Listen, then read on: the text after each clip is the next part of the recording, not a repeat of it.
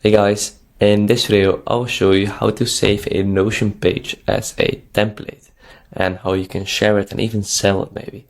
So let's give this page a name, for example, test page, and let's just type something. This is just a test page for a video like this. And if you want to share this,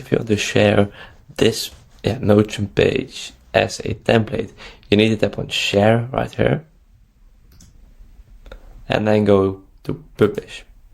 So as you can see, publish is a static website of this page.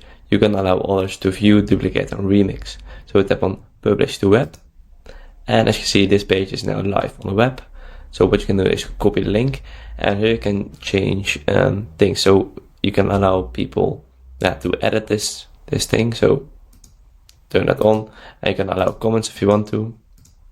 And you can, this is really important, allow duplicate as template. So when you turn this on, as you can see, people can duplicate this page to their own Notion workspace, which is really nice. So when you turn this on, and then copy this link and then paste it or share it to other people, they can duplicate this. They can make changes on their own, which is very easy, very handy. So if this video is helpful, please subscribe to the channel, and I see you in the next video.